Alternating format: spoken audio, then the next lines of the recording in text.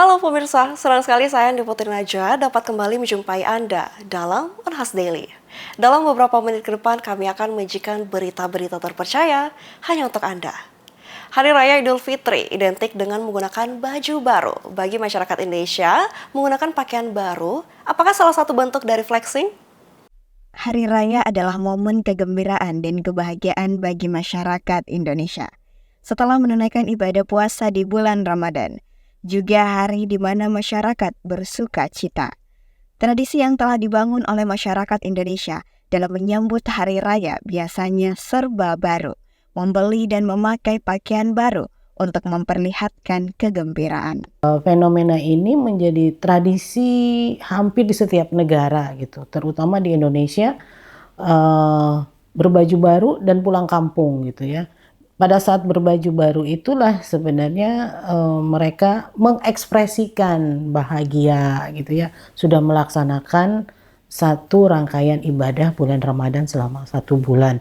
Dan sebagai satu tradisi, biasanya turun-menurun gitu ya, terutama untuk anak-anak. Karena anak-anak kan mereka harus berjuang lebih berat ya dibandingkan orang dewasa, sehingga ketika ada pakaian baru itu seperti bentuk dari reward gitu ya, penghargaan kepada usahanya selama bulan Ramadan. Fenomena flexing sebagai suatu bagian dari kehidupan sosial. Di dalam suatu masyarakat ada struktur. Dalam struktur ada stratifikasi sosial dan setiap stratifikasi membagi masyarakat dalam beberapa level. Flexing menjadi suatu bagian dari struktur karena masyarakat ingin memperlihatkan bahwa keberadaannya di level mana, sehingga flexing merupakan suatu fenomena yang tidak bisa dihindari, baik masyarakat kelas bawah maupun masyarakat kelas atas. Belakangan ini kan flexing sepertinya bernuansa negatif ya, karena banyak kejadian flexing ternyata bukan hasil dari hasil kerja yang baik gitu ya. Flexing memperlihatkan sesuatu yang privileges ya, kelebihan daripada yang lain, akhirnya menjadi negatif image gitu ya, bahwa orang seperti mau show up gitu ya. Kalau dalam Islam mungkin riya gitu ya. Tetapi sebenarnya satu sisi yang lain itu adalah bentuk menghargai diri sendiri gitu ya, bahwa saya mampu membelinya. Apalagi kalau misalnya dari kelas atas dia mampu membeli yang mahal, jelas gitu ya.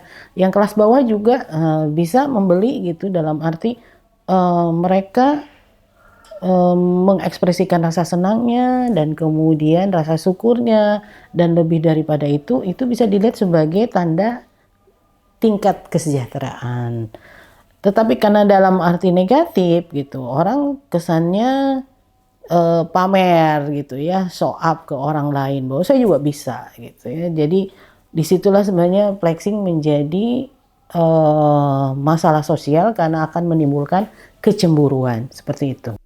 Secara sosiologis, kita melihat dan mengakui bahwa setiap masyarakat Indonesia itu beragam, punya tradisi dan perilaku yang berkembang sesuai dengan kebutuhannya.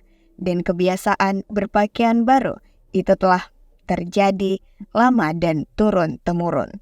Kita mengakui bahwa setiap masyarakat itu beragam ya, dalam arti mereka punya tradisi perilaku yang berkembang sesuai dengan kebutuhannya,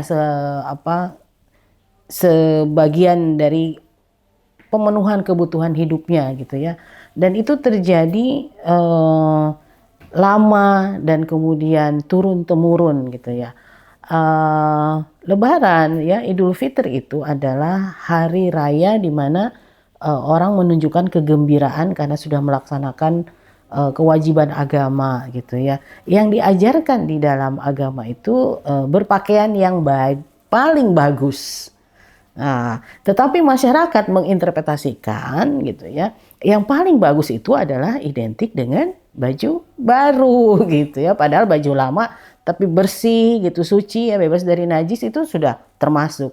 Nah, karena baju baru gitu, akhirnya kan di satu sisi ini jadi peluang ekonomi gitu ya. Tapi sisi yang lain bisa menimbulkan kecemburuan ketika misalnya orang memaksakan diri menggunakan atau memakai baju baru di luar dari kemampuan ekonominya, sehingga pemaksaan ini bisa menyebabkan mereka terjebak misalnya dalam hutang piutang gitu ya.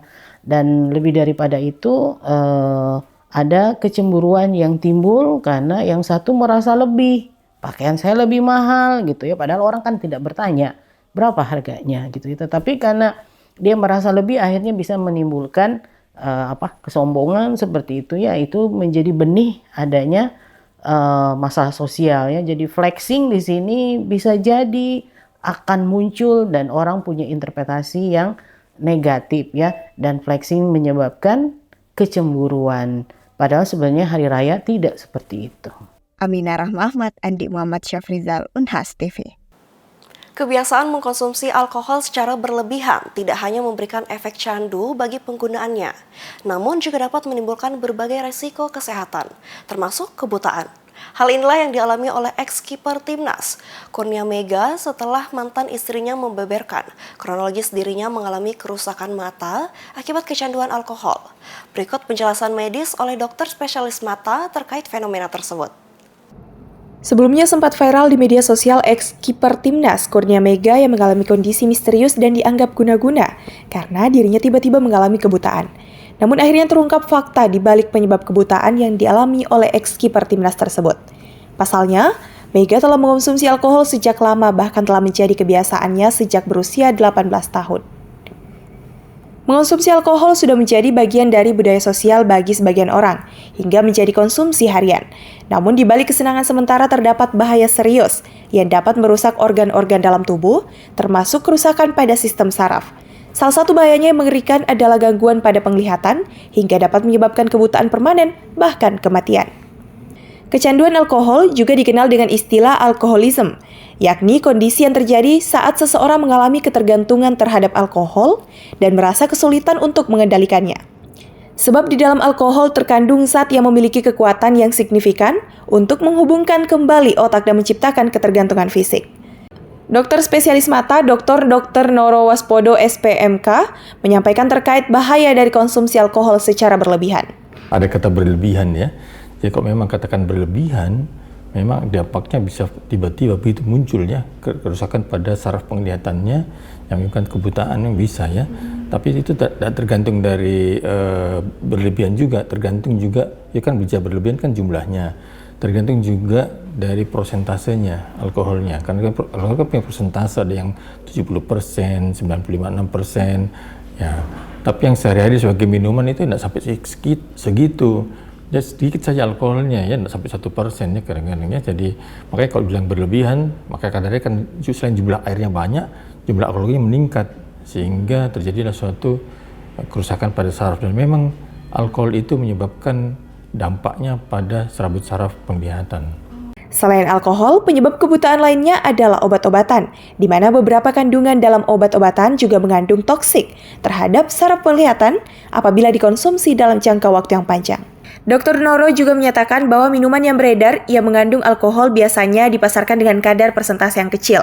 Namun, beberapa orang justru mengoplosnya dengan kandungan lain, sehingga dampaknya pun akan jauh berbeda.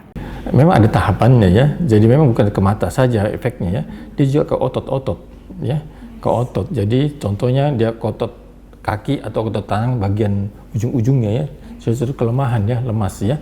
Makanya itu orang minum alkohol kalau sudah berlebihan dia jadi oleng, goyang-goyang dia jadi kayak orang bilang mabuk ya.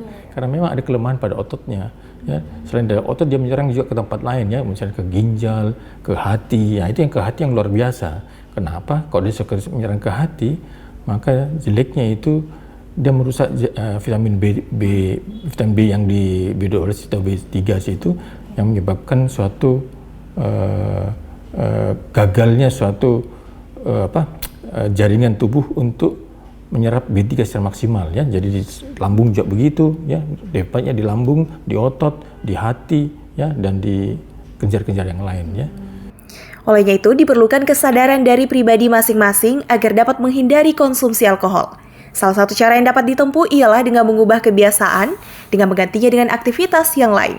Namun apabila sulit, maka rehabilitasi dapat menjadi solusi. Usliani Putri Intan, Evans Ronaldo Linting, Unhas TV. Pemirsa, berita tadi sekaligus menutup perjumpaan kita pada hari ini. Jangan lupa untuk terus saksikan Unhas Daily hanya di Unhas TV.